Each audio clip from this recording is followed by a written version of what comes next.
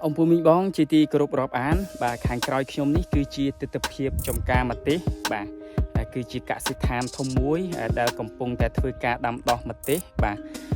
ní cứ tập hết mặt tế đại niếng và nơi thứ ní miền mặt tế tràn tập hết và miền mặt tế đại niếng mặt tế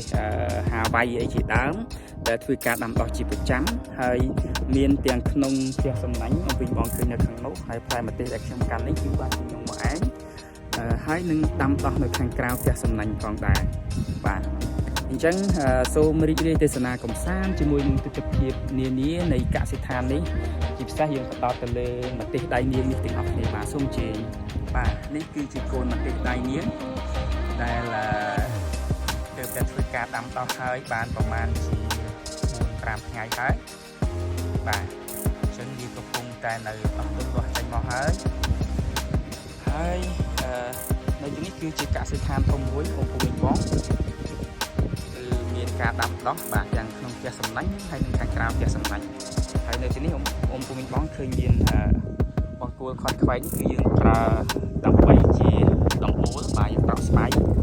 ដាំដោះនៅរដូវប្រាំងរដូវប្រាំងប្រក់ឲ្យមានលុបបាទជារឿងល្អបាទអធិស្ឋានខ្យល់ខ្លាំងបន្តិច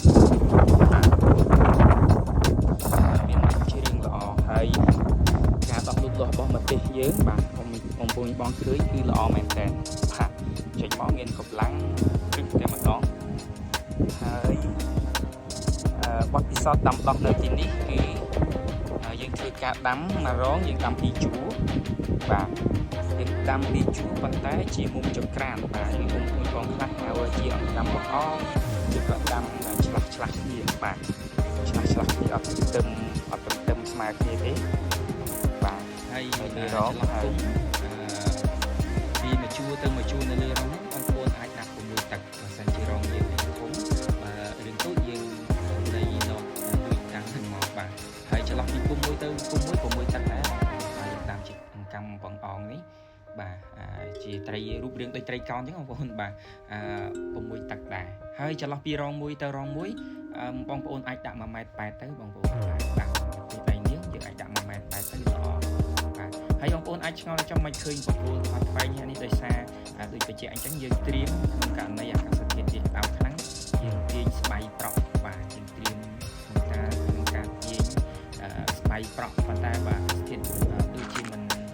ចោតជាបញ្ហាដែរទេបាទមើលទៅវាមិនជាក្តៅខ្លាំងទេអញ្ចឹងក៏អត់ប្រក់វាបាទលែងតាមតែបាននេះគ្រាន់តែជាការត្រៀមទុកទេបងប្អូនបាទយើងត្រៀមទុកទេបាទយើងតាមបង្គោលហើយចងចិត្តខ្សែកាតទុកចោលតាមប៉ុណ្ណឹងហើយបាទវាអត់សូវជាក្តៅ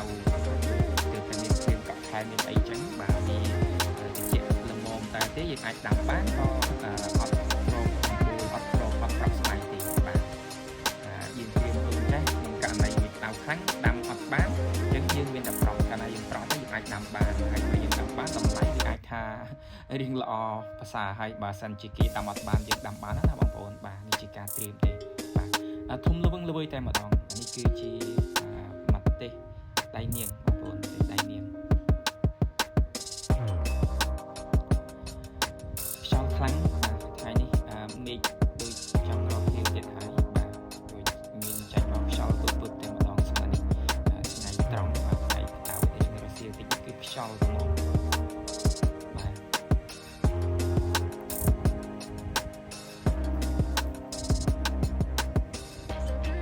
ទៅស្រស់ស្រាយបងប្អូនបាទយើងមើលមកទៅក្នុងរបស់យើងរបៀបនេះចេញមកស្រស់ស្រាយទៅបាទ